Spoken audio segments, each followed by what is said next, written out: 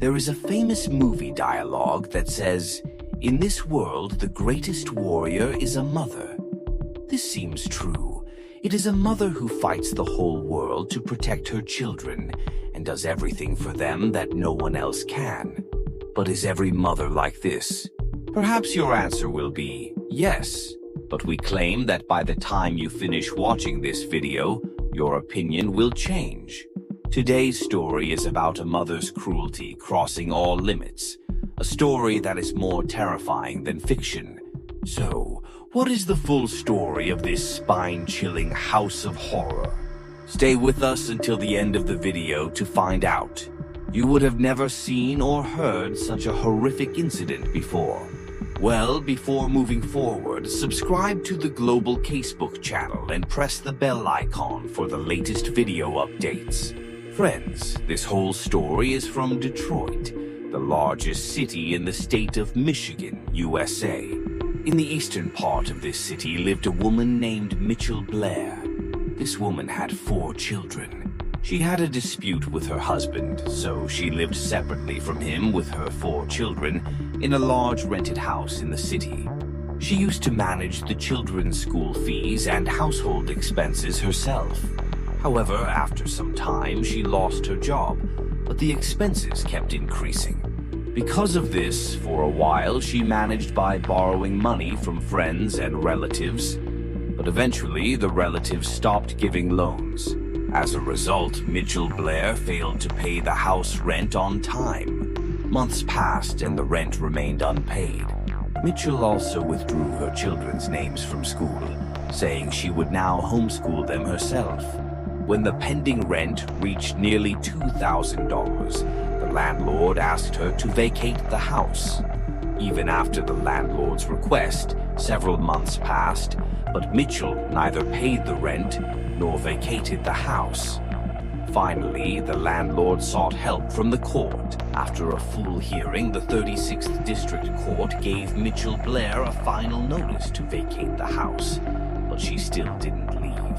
Finally, a team was sent by the court to forcibly vacate the house. On the morning of March 24, 2015, the team arrived. At that time, Mitchell Blair had gone out somewhere with her children.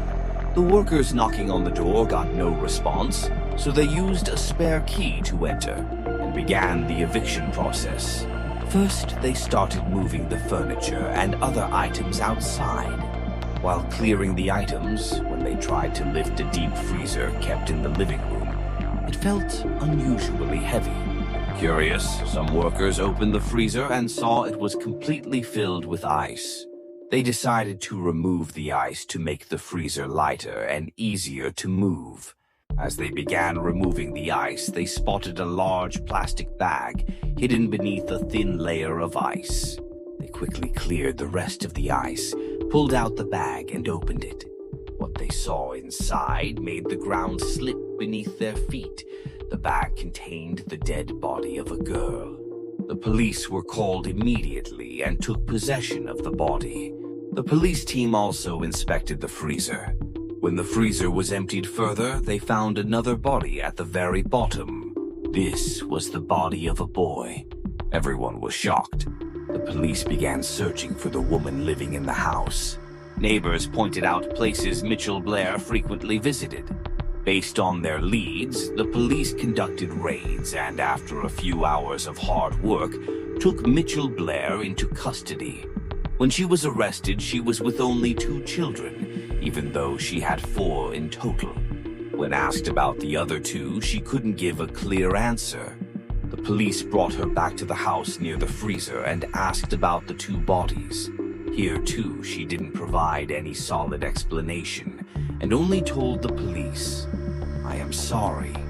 Since she wasn't giving proper answers, the police took her to the station. During the interrogation in police custody, a disclosure was made that left everyone's hair standing on end. According to Mitchell's confession, one day in August 2012, she returned from work and saw her youngest son, Matthew, doing some activities with a plastic doll.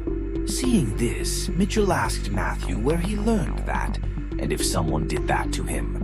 Matthew replied that his older brother, Stephen, always did that with them. Hearing this, Mitchell flew into a rage. She ran to the second floor where Stephen was in his room. She asked if he had done that to Matthew, and as soon as Stephen said yes, Mitchell punched him hard in the face. After that, she rained kicks and punches on him.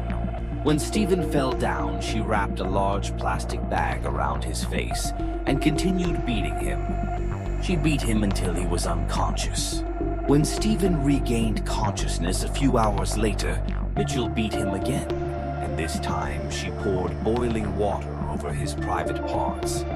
This caused the skin around those areas to melt and fall off. While doing all this, his face was wrapped in plastic, and his mouth was stuffed with cloth so he couldn't scream.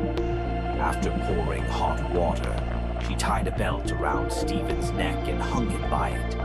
As soon as he lost consciousness, she threw him back down. This cycle of torture continued for the next 2 weeks, and on August 30th, 2012, Stephen died a painful death due to deep wounds. He was only 9 years old at the time of his death. If anyone outside had found out about this death, Mitchell could have faced severe punishment. So, she told no one. Instead, she put Stephen's body in the deep freezer in the living room. She told her remaining 3 children that if any of them told anyone, they would face the same fate. Out of fear, the children said nothing. Time passed. No one looked for Stephen because the children had already stopped going to school. They didn't have good relations with the neighbors, so no one asked about them. The children's father didn't visit, so he remained unaware of Stephen's death. Relations with relatives had already ended due to the debt. 9 months had passed since Stephen's murder. His body was still in the freezer. Then another horrific incident occurred. According to the police investigation in May 2013, Mitchell found out that her daughter, Stoney Ann Blair, was also doing wrong things with her younger brother Matthew. Learning this about her daughter, Mitchell lost her temper again and beat Stoney brutally. After the beating, she locked her in a room for several days without food or water. Stoney's room would only open when Mitchell wanted to beat her. The continuous physical abuse resulted in Stoney's death in May 2013. She was only 13 years old. This meant Mitchell Blair had killed her own daughter and son with her own hands. After killing her daughter, she put her body in a large plastic bag and placed it in the same freezer, right on top of her son's body. Mitchell claimed that after these 2 murders, she was going to surrender to the police. But her younger son, Matthew, stopped her, saying he couldn't live without her.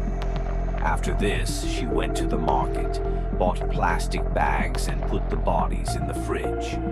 The room where the deep freezer was kept was the same room where Mitchell Blair's bed was.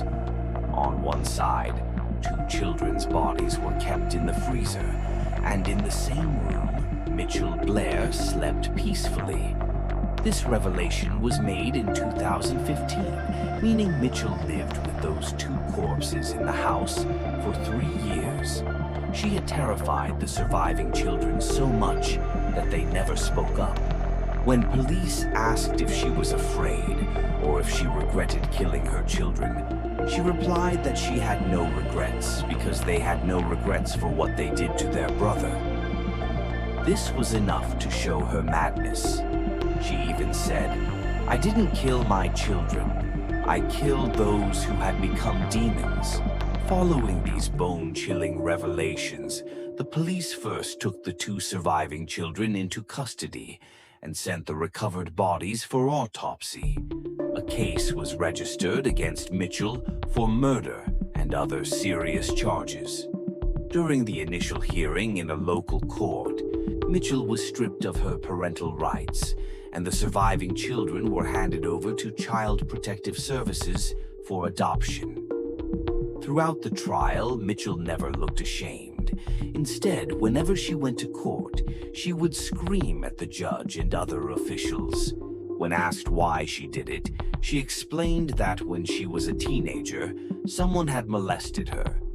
When she told her mother told her not to tell anyone and to forget what happened.